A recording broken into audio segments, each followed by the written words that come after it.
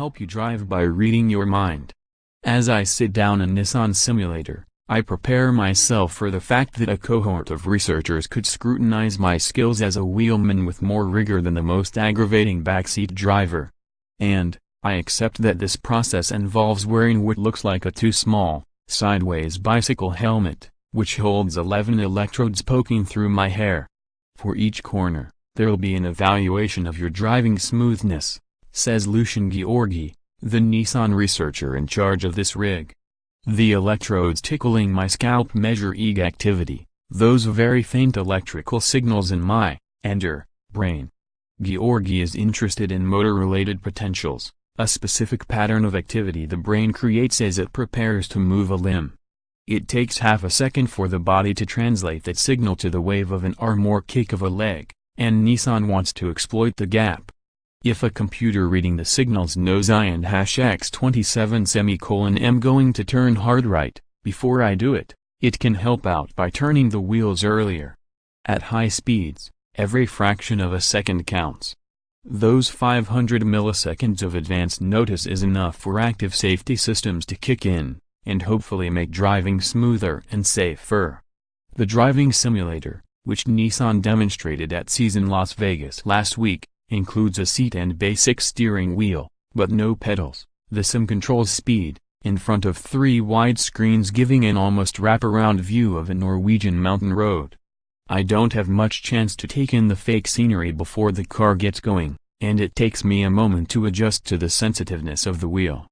An oncoming car looms as I drift toward the wrong side of the road. "Don't go over there," says Gheorghe.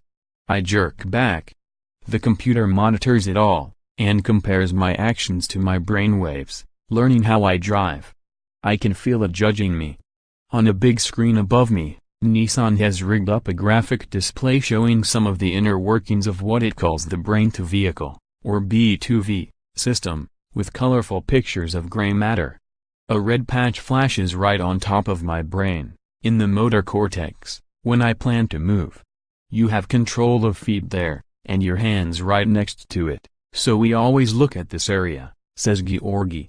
It's a little creepy that a computer knows what I'm thinking, but at least I and #X27 am comfortable.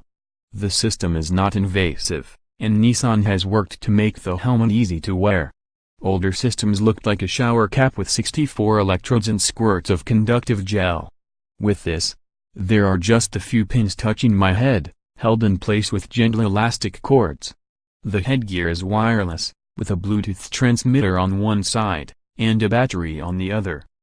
Comfy, but hardly cool. Despite the production-ready-looking headgear, this is very much a research project, and Nissan's still figuring out all the use cases. Its researchers have proven the basic tech of capturing brainwaves, but how helpful are they in real-world driving? Yes, the driver is about to move, but what is he going to do? Brake? Swerve? Or just turn up the volume? That's where smart autonomous driving systems come in. They can use sensors and built-in maps to assess what and #X27 is happening outside the car, and make educated guesses like if this person is about to steer, has to be a steer left, going right would mean hitting that car or jumping the curb. Then the computer can start to steer in that direction before the driver even twitches. If that steer left is a swerve to avoid an obstacle in the road, starting it a little sooner gives you a little better chance of missing it. Gheorghe says he can differentiate between movement signals to control the radio and the larger movements related to driving. Any system that tries to predict what a driver wants will have to make that interpretation perfectly to be safe, let alone useful. Think autocorrect, or Google autocomplete, but at 60 miles per hour, says Anand Pradhan, who studies human-car interaction at the University of Michigan Transportation Research Institute. If the two systems, human and vehicle, are not on the same wavelength, then there could be severe consequences. Nissan isn't the only company that thinks it can improve transportation by poking at our brains. In 2016, I flew a small plane using just my mind, and no experience of any kind. Honeywell Aerospace, which created the system, says eventually it could help pilots with non-critical tasks like flicking through checklists by thought alone, leaving their hands free for more important controls.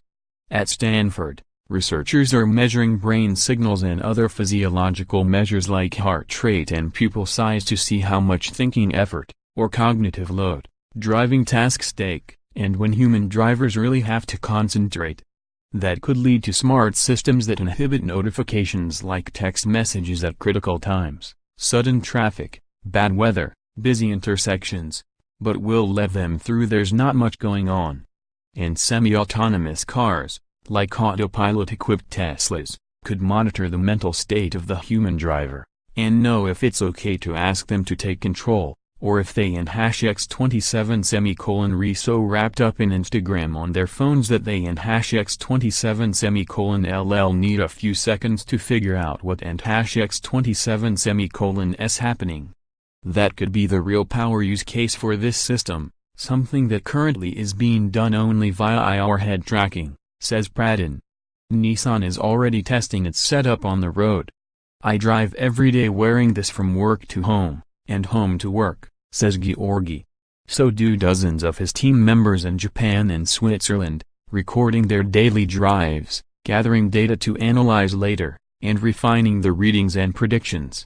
I'm digitizing my driving life, Gheorghe says. Navigating the winding mountain road, I try to hit each corner smoothly. I couldn't feel any computer interference, and, Gheorghe says, I never will. The input should be imperceptible, as long as the car and the human do the same thing. Along with helping me drive, it could make the car feel sportier, because it is more responsive, more quickly.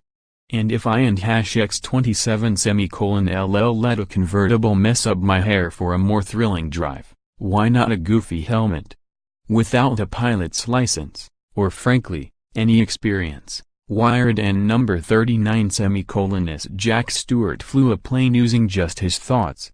Thanks to new technology developed by Honeywell Aerospace, a King Air C-90 can be controlled, in simple terms, by the human brain.